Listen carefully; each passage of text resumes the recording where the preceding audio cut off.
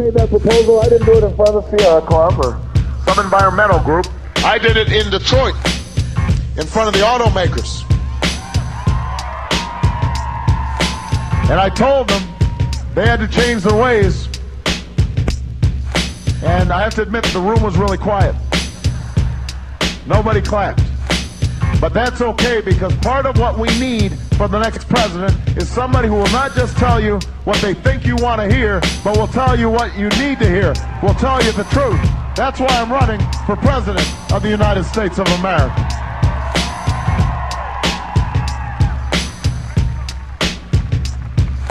If you are ready for change, then we can finally have a foreign policy that once again recognizes there is no contradiction between our safety and security on the one hand and our moral standing in the world on the other. Those things are complementary. As Commander-in-Chief, my job will be to keep you safe. And I will do whatever is required. I won't hesitate to strike against those who would do us harm. But part of keeping you safe is maintaining the finest military on earth. And that means training our troops properly and equipping them properly and putting them on the proper rotations. And it means treating them properly when they come home by giving them the benefits and the honor and the respect that they deserve. No more homeless veterans, no more begging for disability payments, no more waiting to get in the VA. We have to do right by those who serve this country. But it also means deploying our military wisely.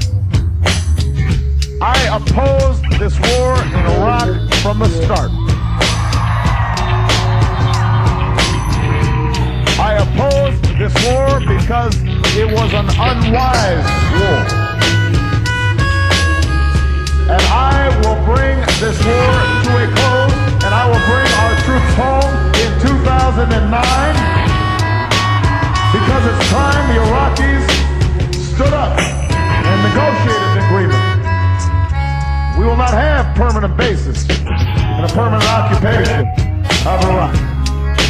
We will no longer spend $9 billion a day, because we need to spend $9 billion here in the United States of America, rebuilding roads and bridges and schools and hospitals.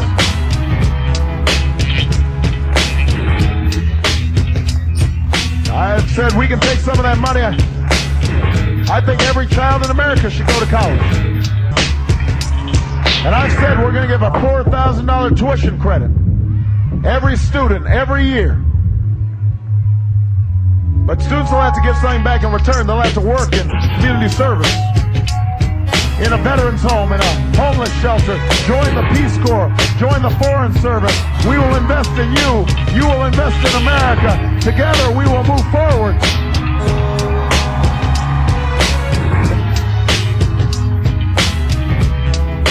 They can be our diplomats around the world. With that money we spend in Iraq, we can put our young people to school. I will end this war in Iraq, but I don't want to just end the war in Iraq. I want to end the mindset that got us in the war.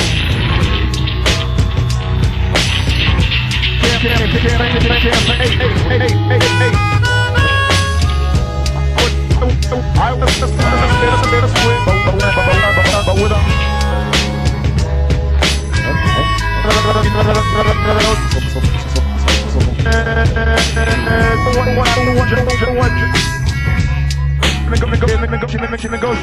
but with we should have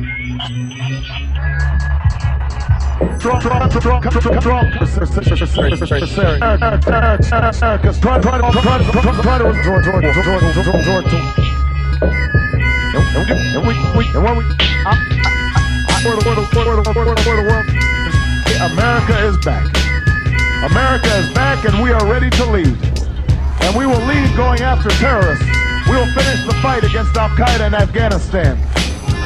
We will lock down loose nuclear weapons.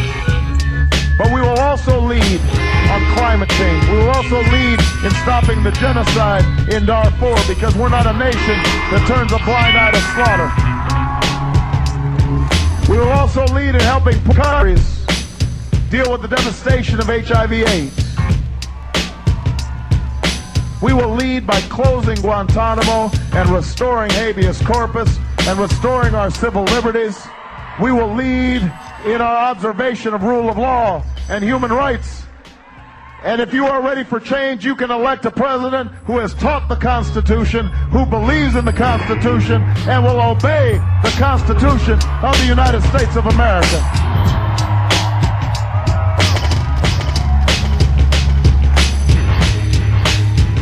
We can do these things if you're ready for change.